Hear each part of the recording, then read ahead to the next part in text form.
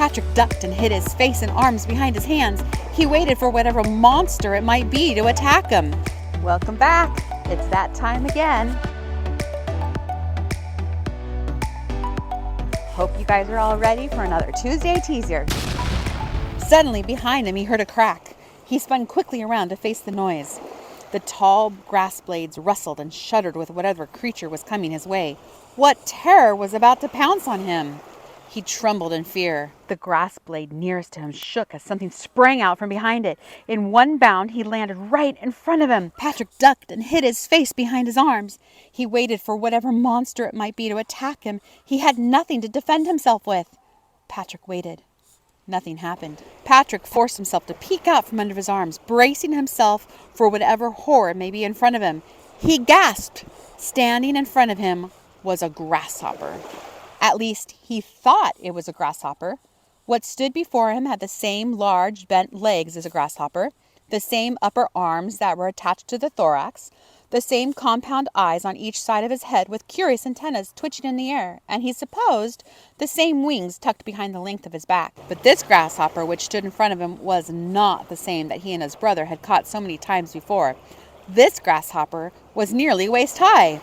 Standing upright, it had the look of intelligence in its eyes. And if that weren't strange enough, it was also wearing a button-up white shirt, red checkered bow tie, and a tuxedo. The grasshopper held a clipboard between its claw-like tips of its upper arm, using its tarsus-like hands. What's going on? Is this a big joke? Patrick thought as he looked around, waiting for someone to shout, "Gotcha!" Are there hidden cameras around here, like some crazy reality show? This has got to be some kind of a joke. The grasshopper's movements caught his attention again. The grasshopper tilted his head from one side to the other as if analyzing Patrick. It reminded Patrick of how his dog would cock his head when Patrick made a funny noise. If this isn't a joke, then I must have shrunk. Since when do insects dress up and walk around like people, though? The grasshopper's long legs, which had been bent, extended. By straightening his legs, he was now near eye level with Patrick. He began to make a bunch of chirping and clicking sounds. A slight panic raised alarm in Patrick, but he refused to take a step back. This was a grasshopper. He wouldn't let him intimidate him, no matter how small he might be at the moment, or how big the grasshopper was. The clicking and chirping continued, stopping occasionally for the grasshopper to tilt his head again. Then the sounds would resume. Suddenly, just like his vision had come into the focus, the chatter of the grasshopper began to change. The chirping began to sound like words, and the words began to take form. "Do you understand me yet?" Patrick jolted. The grasshopper was speaking. "Do you understand me yet?" the grasshopper asked again. Patrick attempted to respond, but when he opened his mouth, the shock of the whole situation prevented him from saying anything. Patrick resorted to nodding his head. "Oh, good, very good. Yes, you are starting to adjust. Very well, then. Welcome. I am Anoma. That's my name, Anoma. Welcome. The grasshopper looked down at his clipboard and began to flip from one page to the other.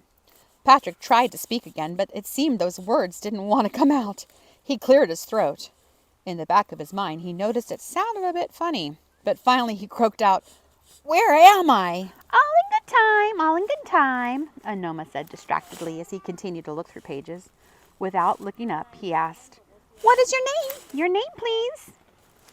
"Patrick," he said as he started to regain the strength of his voice. "Nope, no, that's not it, nope," responded Anoma. Patrick swallowed a snort of amusement and irritation at the audacity of this grasshopper to correct him on his name. Patrick knew who he was. This insect before him certainly didn't. Patrick opened his mouth to give the grasshopper a piece of his mind. Before he could say anything, Anoma chirped, "Ah, here it is."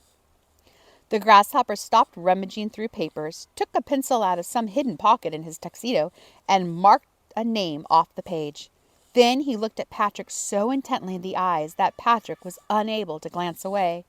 With intense importance, the grasshopper proclaimed, "You, sir, are Puddlehop."